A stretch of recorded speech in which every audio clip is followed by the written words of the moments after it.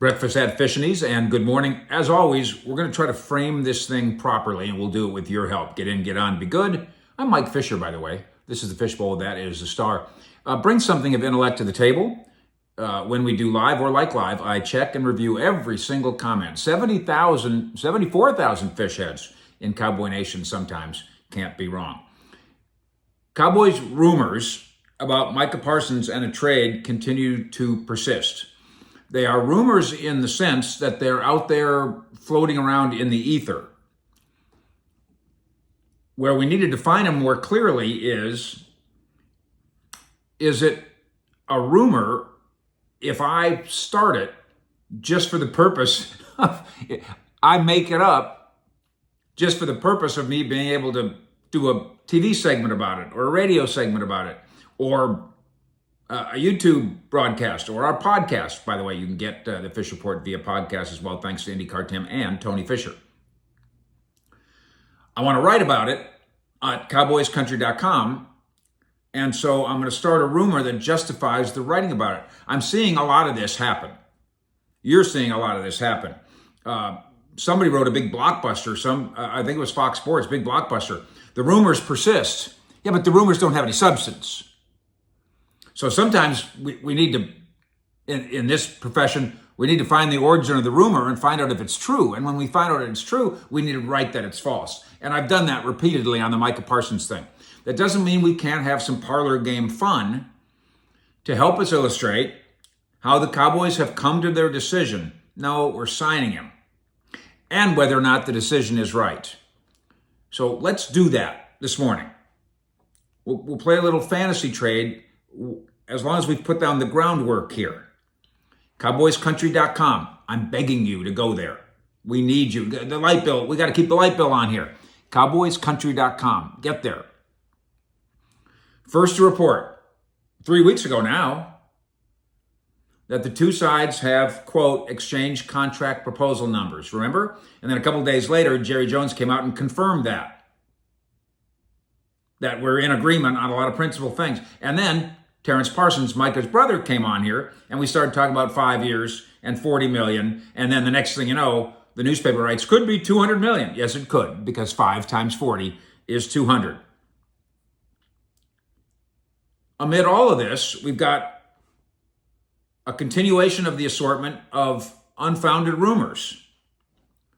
I continue to be told by both sides that they are extremely confident that they are going to eventually, hopefully sooner would be better than later, forge a long-term deal. But what if? So we have one outlet creating a trade package that would send Micah to the Patriots.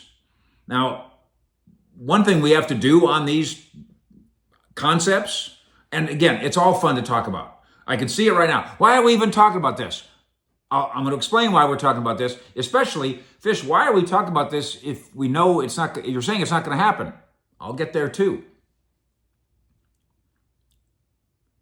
Sometimes we forget, why is the other team doing this again? So why are the Patriots doing this? So in this proposal, the Cowboys move Parsons. They get a first, they get a second, they get a fifth, and then they get a first next year, and they get a third in 2027.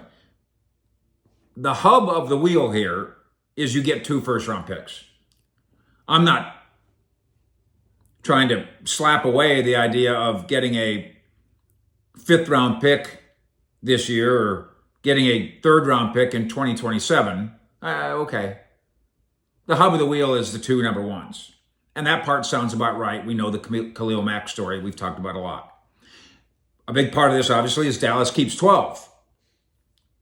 And then in this stated scenario, Dallas gets the 4th pick, and Dallas selects Micah's replacement in his fellow Penn State star, Abdul Carter. So the Cowboys pick at 4, and then they pick at 12. And they rebuild the roster on the cheap, with rookie contracts, of course, and they avoid paying Micah that $40 million. There's part of this that sounds like let's not completely dismiss this, Stephen and Jerry and Will and now Shadi. You have thought about this, right? I assure you they have. For something like this to really work, well, the right player needs to be available. So we're talking about the Patriots at number 4. I don't think Abdul Carter is going to be available at number 4. If you want Abdul Carter, you might have to call the Browns or the Giants, which means you have to move up to number 2 or 3. That costs more. I want to get up to the number 2 spot instead of the number 4 spot, according to the Jimmy Johnson / Mike McCoy trade value chart. Obviously, that costs more. So the right guy's got to be there. Well, I'll just take Travis Hunter. Now, wait a minute. The way I think it sits right now, Cam Ward goes to Tennessee. Travis Hunter goes to the Browns at 2. Abdul Carter goes to the Giants at 3. That's my educated guess, semi-educated. Then you better hope, if you do it at 4, that the guy taken at 4 is a game-changing superstar. In fact, you can't just hope it, because you're losing that in losing Micah. And this is that conversation I've always said. If I'm a general manager or an owner, especially in the case of a Jerry Jones, where I'm not a scout. I'm not a scout general manager. I'm a different kind of general manager. So it's Will McClay. I need Will McClay to virtually assure me that the guy I'm getting at 4 is going to go to 8 Pro Bowls. Because Micah's on the path to go to 10 Pro Bowls. So you better be getting me that back. I know I like the budget friendly, the cap friendly, but I got to be getting Micah Jr. back. And that becomes the second problem. The first problem is who am I really getting? We're talking about this fantasy trade, but I don't even know if that guy's going to be there at 4. Then the guy that I get at 4 in this pseudo scenario, this fake scenario, is Abdul Carter. Am I sure that he's as good at Micah? Will? Of course, around here, Micah and Stephen, Will and Stephen don't really have to bet their careers on it. Will and Stephen, are you, Mr. Will, Mr. Stephen, you can bet your offices on this? They don't have to bet their offices here, but you know the idea. In a normal NFL team setting, you make this trade,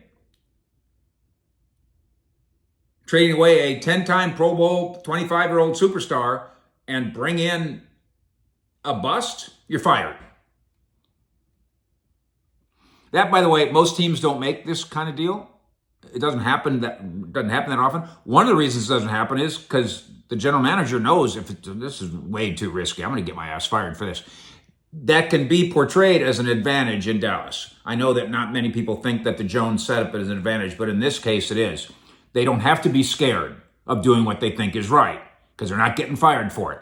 There's pluses, there's minuses.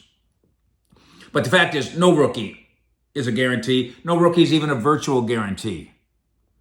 I think Travis Hunter is going to be terrific, but I only think it. I am not sure that Cam Ward is going to be terrific. And most other teams, with most of these guys, I think are in that same boat. Micah Parsons is a franchise foundational piece. And the wait for the deal may be painstaking for us, for you. We know that the Cowboys have made their decision. They've decided they're better suited holding on to their star. The bottom line, and again, it's tempting. It is. I get 4, I keep 12, and next year I get their number one. Of course, wait a minute. What if the Patriots aren't terrible this year? And so next year's pick, it's not going to be the 4th best.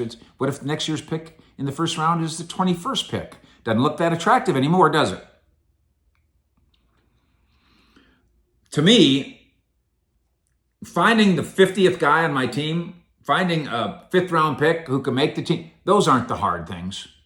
Assembling a team of studs that fit in the salary cap, of team of studs. That's the idea. Micah Parsons is about as much of a stud as there is in football. And contrary to what some people think, many people think, his contract does fit. His contract will fit.